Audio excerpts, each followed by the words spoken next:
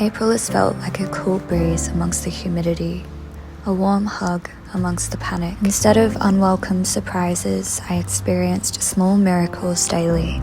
The seasons have been changing in Sydney. The morning sun doesn't feel hot anymore. I've been spending mornings alone in my favorite cafes, exploring, talking to new people, and journaling. A lot of journaling. It seems to be the only thing these days that helps to ground me, helps to protect my thoughts from any strange negative interference. And it was journaling that helped me on New Year's this year come up with a secret pact with myself to chase my primary dream. I'm still young, I'm still figuring it out, I'm still quite lost in a lot of ways because there are so many things that I want to do. So many things that I want to create. And so I came up with Plan A. I would throw myself into my dreams for 1 year. Almost 5 months in, and it is still the scariest yet the most exciting thing I've ever done. I've already learned so much about myself and so much about what I truly want out of this life and what my purpose is. I still have a long way to go. It's not a sprint, it's a marathon. My mother, knowing that I've been stressed out of my mind for months now, following this dream, booked us a beautiful trip to a stunning hotel in the Blue Mountains, and that is where we are going today. Morning.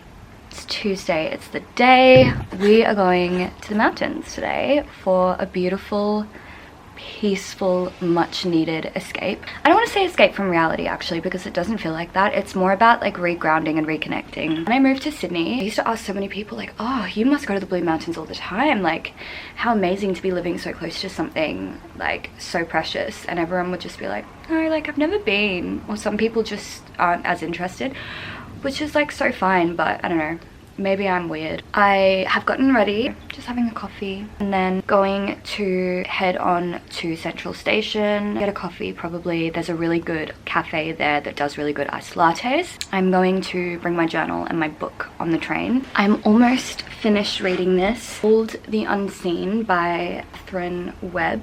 I believe that's coffee, not water. I've never read a book like this before. It's more, I guess, like mature than I'm used to. I've been really into romantasy lately. I feel like most of us girls are. Like, I just read A Court of Thorns and Roses only 2 weeks ago for the first time. So this book is a definite far cry from the kind of books that I've been interested in lately. It's one of those books that flips between times, so it's like 1911 and then 2011. A bit of like a murder mystery, love story. It took me half the book to get into it properly, but I'm almost done. I got some Depop orders last night, so I packed them up in my bag this morning. I'm gonna be sending them off at the post office in the Blue Mountains because I have this like crazy thing. Maybe it's because I'm a Capricorn. I need everything to be perfect, so I want people to have like same day shipping basically. It's just really satisfying to me. I'll catch up with you guys shortly when we are in Central. Nestled only a street away from Central Station is probably one of my favorite coffee shops in the city.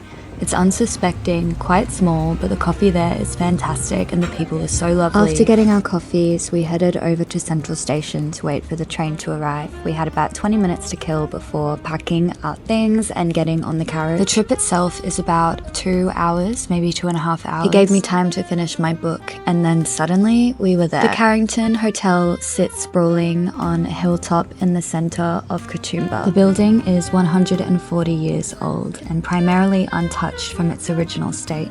Stained glass windows, white wood paneling are what you are first greeted with. Inside is warm and grand. We should definitely stay here sometime. Actually did. You tricked me. We're staying here.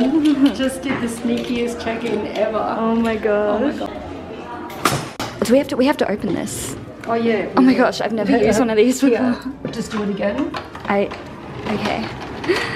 How exciting. This is like where we stayed when you were little.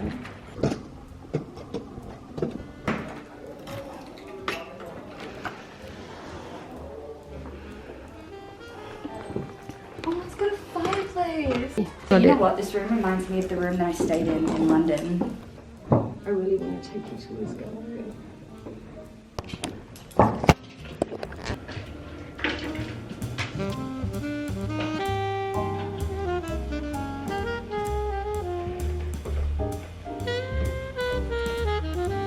we're going to spend the rest of the afternoon thrifting. One of the big reasons we're here is the thrift stores here in the Blue Mountain are so unique and so special. So I'm hopefully gonna get a couple things for the store. Also just for myself, because despite what people may think, I actually don't own many clothes. A lot of the clothes I've purchased over the last year or so, I've ended up just like selling because I don't wear it.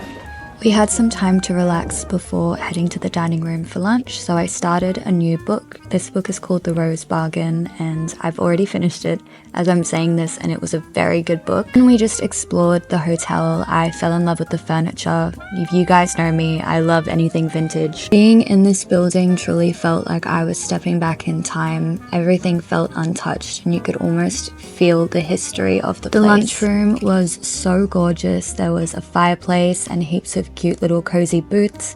We found one by the corner and settled in. We enjoyed a nourishing bowl of pumpkin and sweet potato soup. I really was so enthralled by the details of the interior design of this place. It was absolutely incredible. And then we were off to a thrift store that has really good reviews in the Blue Mountains. We're back from the first thrift store. I wanted to quickly show you guys what I got before we go back out again, just because I cannot believe how lucky I got, you guys. These gorgeous vintage boots. Oh my gosh. Brand is Massimo Jutti? I'm not sure. They're in really good condition considering that they're proper vintage. So beautiful. Chocolate brown. I got these for the store. They're too big for me, otherwise I actually would have kept them. They are, again, genuine vintage. Made in Australia. Genuine leather. And then I don't know if I want to keep this for myself yet. But it's the most perfect, like really lightweight, I think it's cotton. Just like a really pretty, simple, flattering like a v-neck top. I just really love things like this because they're so easy to style. Oh my gosh. This bag is quite possibly the most amazing thrift find I've found in a long time. And it's one of these as well. Everything inside me is screaming for me to keep this one, but it's just one of those things that belong in the store. I'm very lucky because I'm not an overly sentimental person when it comes to material things, so I actually can let go of things like this and be alright. And then I got a bunch of rings as well.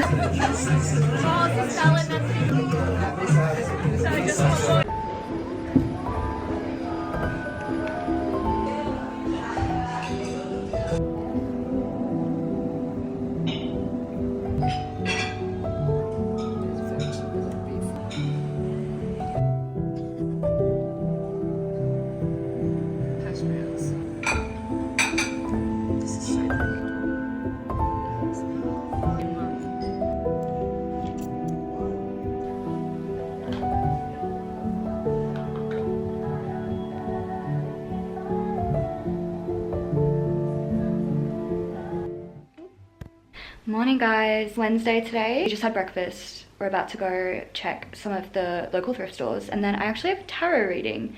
I don't think I mentioned that in the beginning of this vlog, but I have a tarot reading today with what's her surname? Love Soul Wanderlust. Her YouTube channel is Love Soul Wanderlust. I've done a couple of her meditations before and they're amazing. So that'll be at 10:30 today. I'll let you guys know how that goes. And then we are going to be spending the whole afternoon thrifting. So very... Oh my god, it keeps going out of focus. And I have my walking shoes on.